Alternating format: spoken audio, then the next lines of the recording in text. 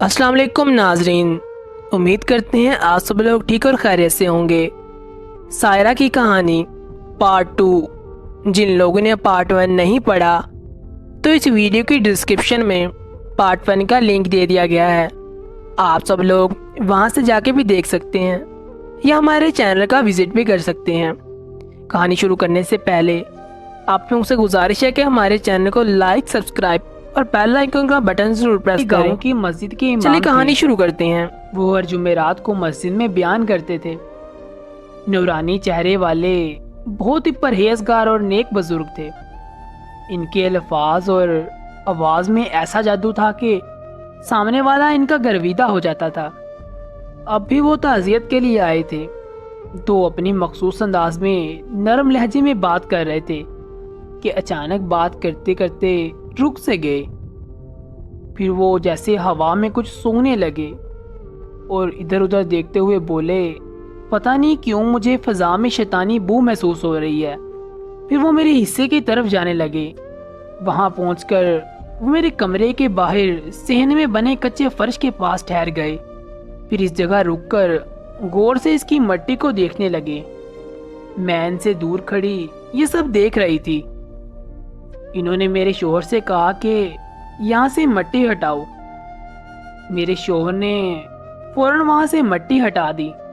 اچانک زمین کے اندر سے جو چیزیں نکلیں انہیں دیکھ کر میں چکرا سی گئی۔ مٹی کا ایک پتلا تھا۔ اس پتلے کے ساتھ ایک پرچی بھی تھی جس پر کچھ لکیریں بنی ہوئی تھی اور اس پرچی پر دعا کا نام لکھ کر اس پر کراس کا نشان لگائے گئے تھے۔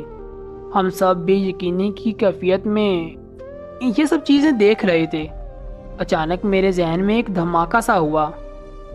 جس رات مجھے بخار تھا میں نے صحن میں سایہ دیکھا تھا جو میرے کمرے کے باہر مٹی کھود رہا تھا۔ میرے شوہر اور دیور نے دونوں ہاتھوں سے اپنا سر پکڑ لیا اور کہا کہ یہ کس کا کام ہو سکتا ہے؟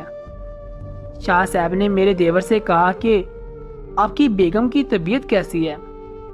وہ پریشانی سے بولا، شاہ صاحب بہت ہی برا حال ہے۔ شاہ صاحب نے کہا، کیا میں ان سے مل سکتا ہوں؟ اس نے کہا کہ جی آ جائیں، دم بھی کر دیجیے گا اور دوا بھی کر دیجیے گا۔ ہیرا بستر پر لیٹی ہوئی تھی۔ شاہ صاحب کی آمد کا سن کر بڑی مشکل سے اٹھ بیٹھی، پھر ایسا سے ان کو سلام کیا۔ شاہ صاحب نے اس کے قریب پہنچ کر زور سے سانسیں لیں اور ان کا چہرے کا رنگ غصے سے لال ہو گیا اور غصے سے بولے، جو تم نے کیا ہے اس کا پھل ہی تمہیں ملا ہے۔ دنیا مکفات عمل ہے۔ تم نے دوسرے کی گود اجاڑنی چاہی مگر رب نے تمہاری ہی گود اجاڑ دی۔ اپنی دنیا بھی برباد کی اور اپنی آخرت بھی برباد کی تم نے۔ شاہ صاحب کی باتوں پر ہم سب حیرانی سے انہیں دیکھ رہے تھے۔ اچانک سے سیما اونچا اونچا رونا شروع ہو گئی۔ اسے ایک دورہ پڑ گیا۔ وہ چلاتے ہوئے بولی، میں کیا کرتی؟ میرے ساتھ ہی کیوں ایسا ہوا؟ ہم ایک ساتھ پلے بڑھے، ایک ساتھ میٹر کیا، لیکن قسمت نے ایک دھوکہ دے دیا۔ شادی بھی ایک ہی دن اور وہ بھی ایک ہی گھر میں ہوئی، مگر اس کا شوہر میرے شوہر سے خوبصورت اور قابل تھا، حالانکہ میں اس کے مقابلے میں کئی گنا حسین تھی۔ اس کے شوہر کی شہر میں نوکری لگ گئی جبکہ میرا شوہر ان پڑھ تھا۔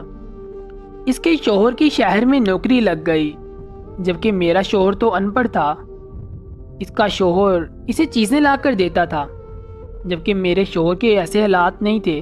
پھر اس کے شوہر کی شہر میں نوکری لگ گئی جبکہ میرا شوہر تو ان پڑھ تھا۔ اس کا شوہر اسے چیزیں لا کر دیتا تھا جبکہ میرے شوہر کے ایسے حالات نہیں تھے۔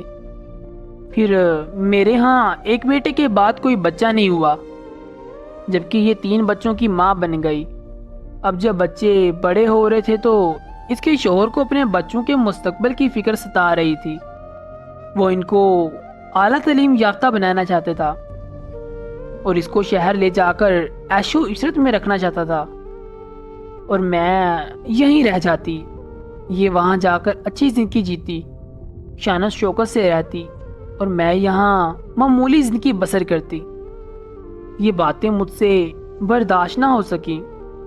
میں روز اخبار پڑھا کرتی تھی۔ اخبار میں ایک اشتہار آیا جو کالے علم کا ماہر تھا۔ میں نے اسے خط کے ذریعے رابطہ کیا۔ پہلے میں نے اس کے بیٹے کو راستے سے ہٹایا، اب اس کی بیٹی پر عمل کروا کے اسے بھی راستے سے ہٹانا چاہتی تھی۔ میں نے پتلا زمین میں گاڑا تھا کیونکہ میں چاہتی تھی کہ تینوں بچے مر جائیں تاکہ شہر ہی نہ جا سکے، کیونکہ اپنی اولاد کی خاطر جا رہی تھی، اور میں کیسے برداشت کر لیتی کہ یہ وہاں جا کر ٹھاٹھ سے رہتی۔ اس عمل کے مطابق اس زمین پر جہاں پتلا گڑا تھا، اس پر سب سے پہلے جو بھی چلتا ہوا آتا وہ اس عمل کی لپیٹ میں آ جاتا۔ اس رات میں سب کو نیند کی دوائی دودھ میں ملا کے دے چکی تھی۔ میں جانتی تھی کہ یہ سب سوتے رہیں گے مگر ماہین ضرور اٹھ کر باہر آئے گی، مگر میرا کیا وار مجھ پر ہی واپس آ گیا۔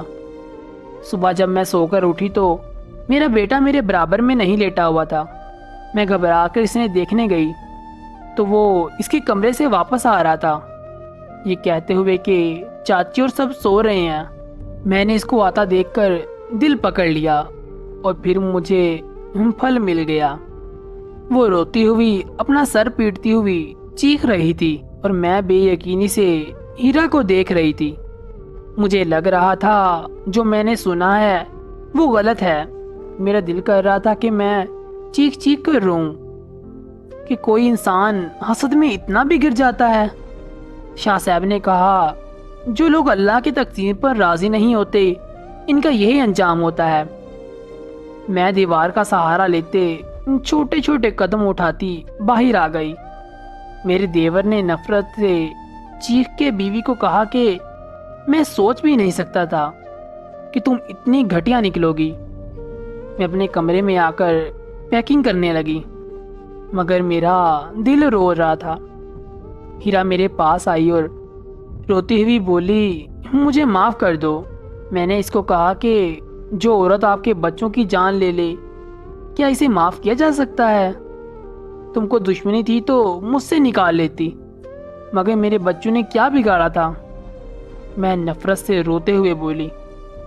ہیرا بولی مجھے دشمنی نہیں تھی، پتہ نہیں مجھے کیا ہو گیا تھا، مجھ سے برداشت نہیں ہو رہا تھا۔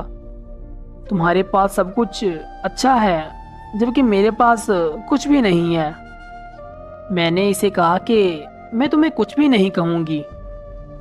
میں اسے بغیر دیکھے اپنے شوہر اور بچوں کے ساتھ اس گھر سے ہی نہیں بلکہ اس کی زندگی سے بھی اور گاؤں سے بھی نکل گئی۔ میرے دیور نے اس کو طلاق دے دی تھی۔ اپنے بیٹے کی موت اور پھر طلاق کے بعد اس کا دماغی توازن بالکل الٹ چکا تھا اور اب وہ گاؤں کی گلیوں میں بکھرے بالوں سے بدحال بنی پھرتی ہے۔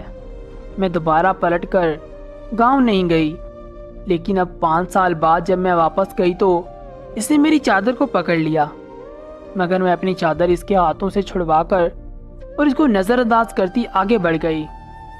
بھابھی کی یہ باتیں سن کر مجھے سمجھ آ گئی کہ بھابھی کیوں اپنے گاؤں نہیں جاتی۔ ختم شدہ۔